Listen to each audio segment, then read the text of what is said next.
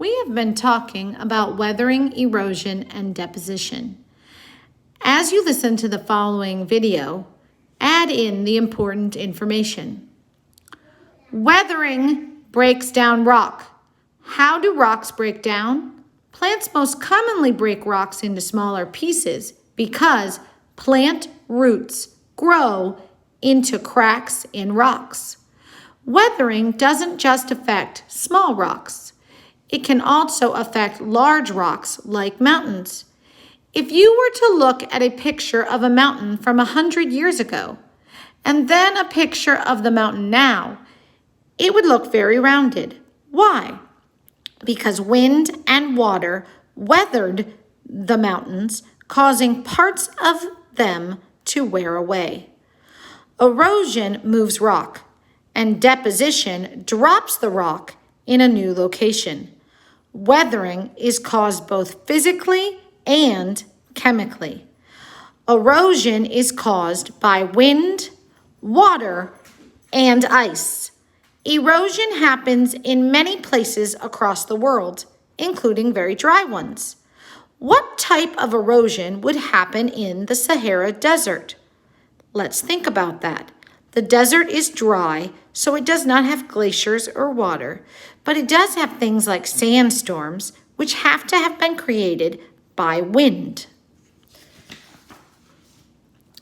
How do weathering and erosion differ? Again, weathering is the breaking down of rock, and erosion is the movement of rocks. Which is which? We have several choices to consider, and we're thinking about erosion and deposition, and then weathering and erosion. Floodwaters moving soil from one place to another. Well, we have floodwaters, which is weathering, and they're moving, which is erosion, but it's going to another location, so we know it has to be erosion and deposition. Tree roots pushing up cement on a sidewalk. Again, we have weathering, and they're moving, so it's weathering and erosion. Rocks being made smooth by tumbling across a stream bed. Well, we have weathering, and they're tumbling, which means they're moving, so again, we have weathering and erosion. Water getting into cracks, freezing and breaking the rocks or pavement apart. We have weathering going on, and it is moving, so we have weathering and erosion. Deltas forming at the mouth of rivers. Well, what exactly is a delta? We saw a picture in our science book last week, but here's another picture of it. Notice how this sediment has built up, creating almost like tiny islands at the mouth of this river. So because this sediment has moved to a new location, we know that it is erosion and deposition.